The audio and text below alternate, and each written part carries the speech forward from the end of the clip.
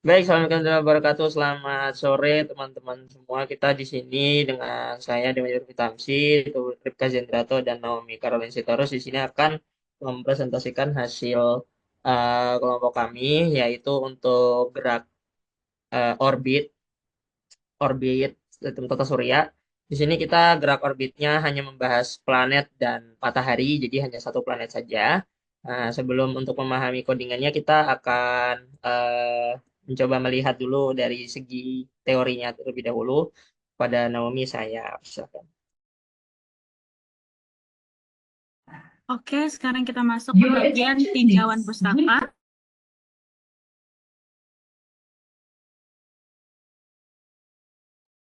Ya, mohon maaf, mungkin ada kendala, kita bisa tunggu sebentar. Pada Naomi, semisal sudah aman, nanti silakan dilanjut saja. Langsung dilanjut.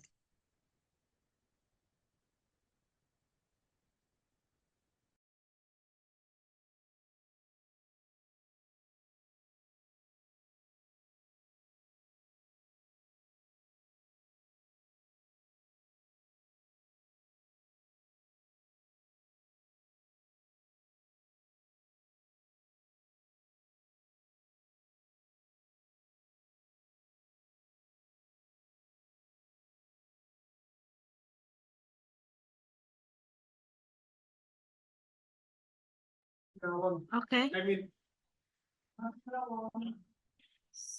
udah Kak?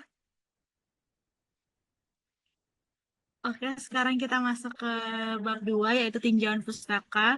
Apa sih teori yang mendasari kita untuk melakukan fenomena fisika tersebut?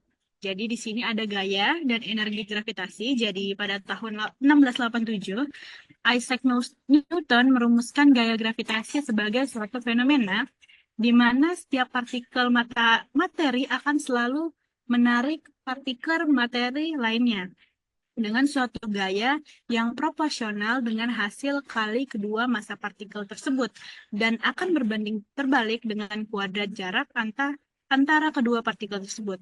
Jika ada suatu benda dengan massa M besar yang disimbolkan dan M kecil, dan di antara mereka berdua terpisah jarak dengan disimbolkan R, maka gaya gravitasi yang bekerja di antara mereka dapat dilihat dengan persamaan berikut, di mana F gaya gravitasi akan berbanding lurus dengan massa dan akan berbanding terbalik dengan jarak terpisah dari kedua material tersebut, di mana G-nya sendiri adalah konstanta gravitasi yang ditemukan oleh Sir Henry Cavendish pada tahun 1978 dengan nilai 6,67 kali 10 pangkat min 11. Hal yang perlu diperhatikan di sini adalah di mana jarak R adalah jarak yang menghubungkan titik pusat massa kedua benda, bukan dari permukaan benda yang yang ada di permukaan lainnya. Meski demikian, pada kasus benda langit, radius benda akan memiliki nilai yang cukup kecil jika dibandingkan dengan jarak dengan objek benda lainnya. Sehingga biasanya ukuran radius tidak perlu diperhitungkan atau diabaikan. Selain gaya gravitasi, pada benda juga akan bekerja energi potensial gravitasi yang disimbolkan dengan U.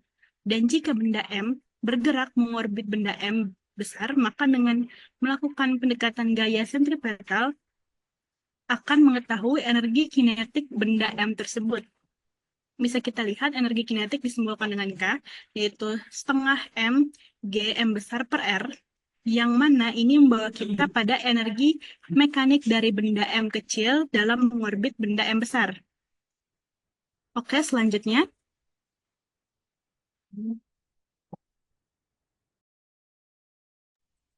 Di tinjauan pustaka yang kedua itu ada hukum Kepler, di mana hukum Kepler ini ditemukan oleh Johannes Kepler di tahun 1601 hingga 1619 yang menemukan prinsip pergerakan planet di tata surya.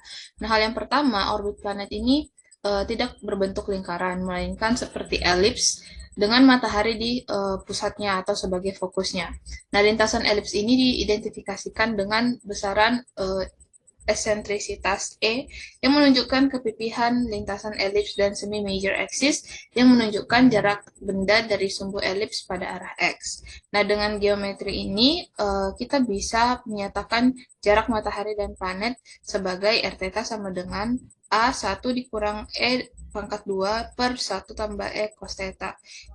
Kemudian tinjauan yang kedua adalah bahwa luas area yang disapu oleh planet dalam mengorbit matahari jika diambil waktu yang berbeda, yang misalnya di daerah yang berbeda, namun di interval yang sama, maka nilainya harus sama.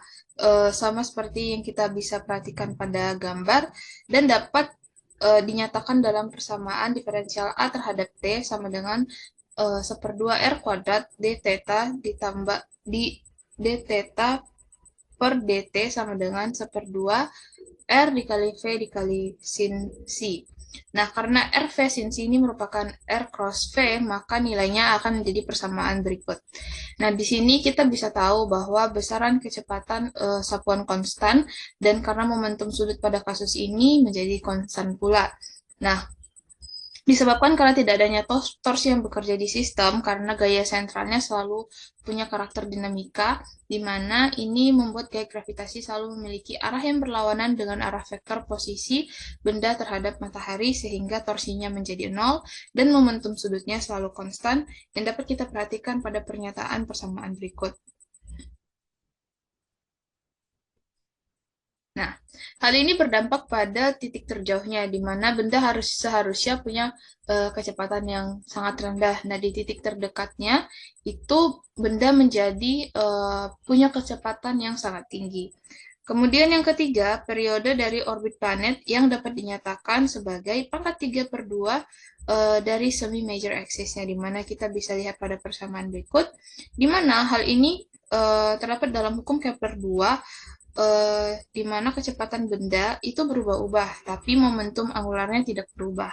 Nah, hal ini juga sekaligus merevisi konsep energi dari benda yang bergerak dalam orbit elips, di mana energi mekaniknya bisa kita lihat pada pernyataan M berikut.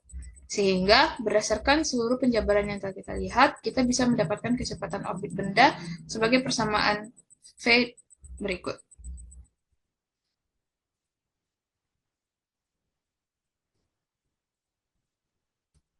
Baik, kemudian setelah teorinya selesai, kita langsung menuju kepada bagian codingan.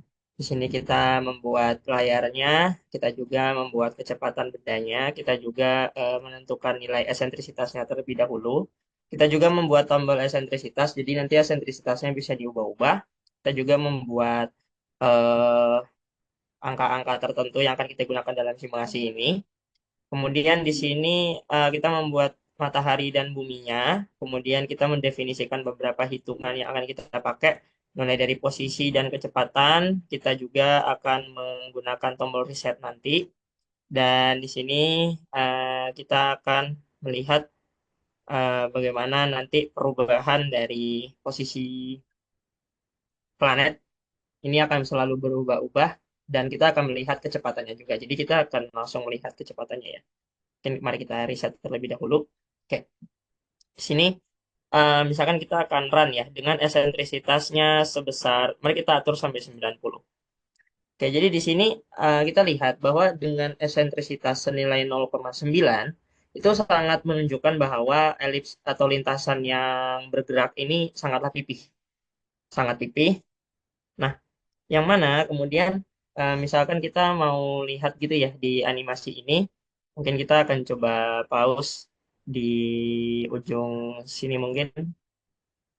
Ya, di sini.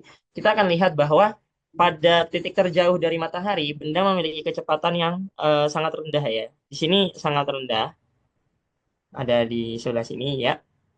Nah, kemudian jika kita teruskan,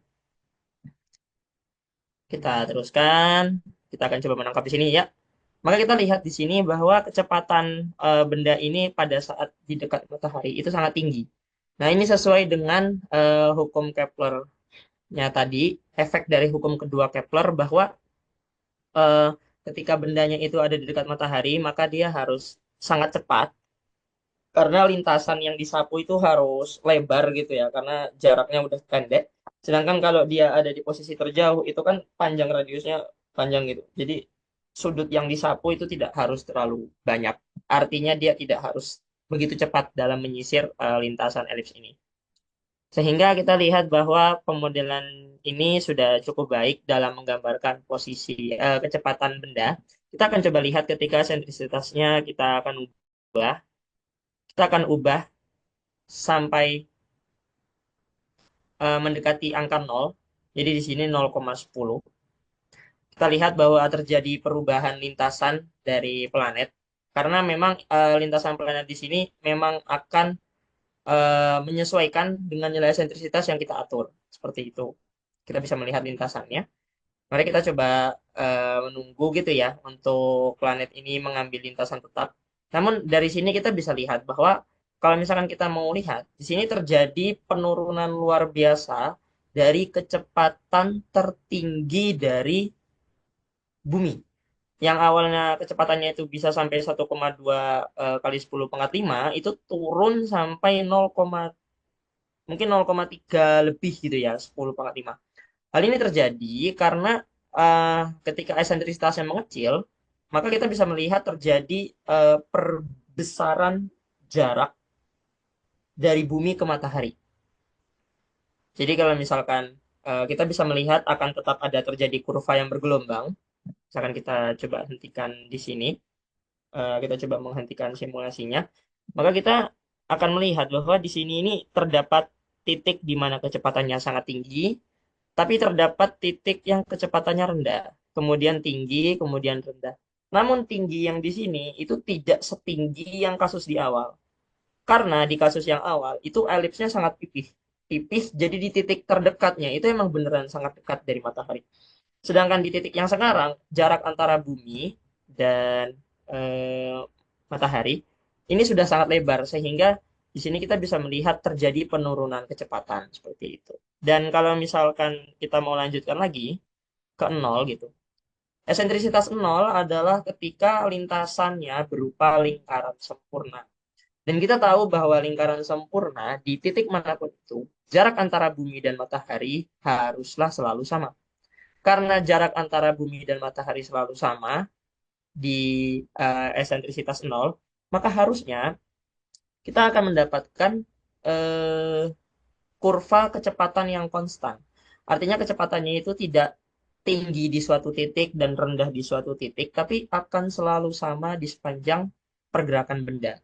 Karena sekali lagi kecepatan itu bergantung dengan jaraknya dari matahari.